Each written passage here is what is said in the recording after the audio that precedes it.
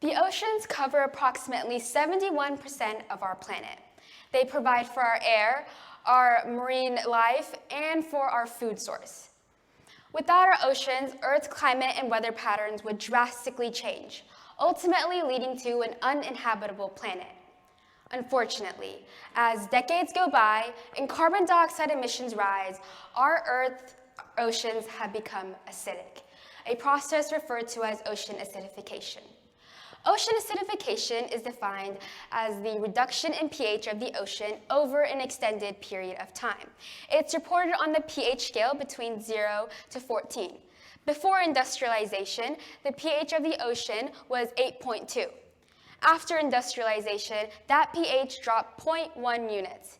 And you might think 0.1 units is not a drastic change, but the pH scale is a logarithmic scale, so it's used for a larger range of quantities and has a 10-fold increase in acidity. So for example, pH 3 is 10 times more acidic than pH 4 and 100 times more acidic than pH 5. Now, this reduction in pH is happening because of carbon dioxide emissions. This graph, made from the NOAA, which is an organization comprised of climate scientists and academic institutes from around the world, made a graph that represents 1750 to 2020 atmospheric carbon dioxide emissions. As you can see, the blue line, atmospheric carbon dioxide, and gray line, which is the carbon dioxide emitted from us, rises simultaneously. And in between 1840 and 1870, you can see there's a rise in carbon dioxide emissions. And along with that, pH of the ocean has reduced. This graph shows past, present, and future predictions of ocean chemistry. And as carbon dioxide rises around 1850, you can see pH of the ocean has reduced.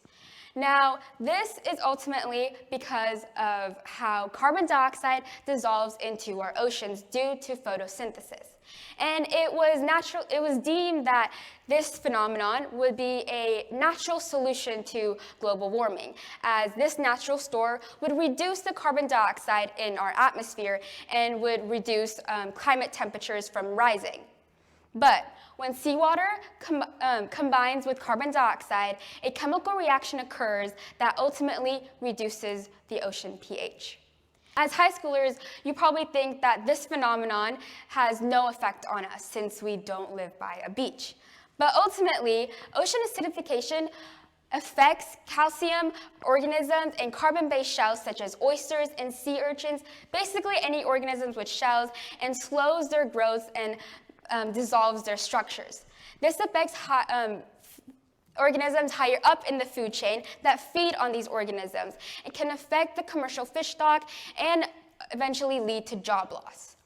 Now, the main goal in tackling ocean acidification ultimately comes down to reducing our carbon dioxide emissions. By holding manufacturers and producers accountable to carbon dioxide emissions, we could limit the harm in marine life. And I know, like I said, we're all high schoolers, and we don't have time or we don't have the opportunity to go to court and protest that these manufacturers are emitting these carbon dioxide. But it's not only them that emit CO2. Every day in our lives, we emit carbon dioxide into the air. A 2-mile car trip produces 2 pounds of carbon dioxide into the air. Ultimately, we could ride our bikes instead, or walk to the park instead of taking our cars, or even carpool to places where we wanted to go with friends for a long road trip.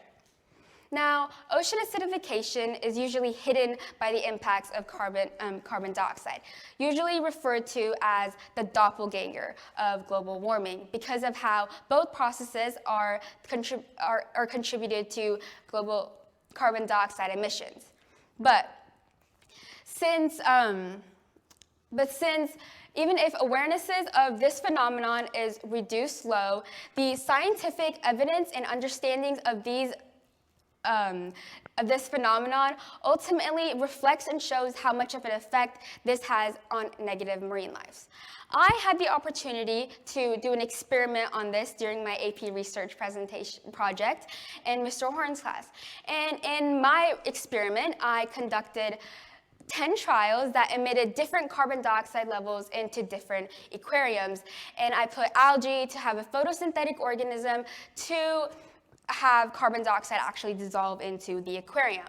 And my results showed that the more carbon dioxide that gets emitted into the aquarium, there is a more reduction in the pH of the ocean. So as years go by, if I go back to this graph,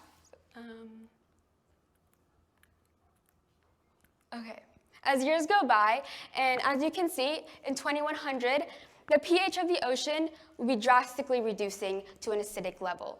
Now, this is a major problem to marine life and ultimately affects everyone around us. Thank you.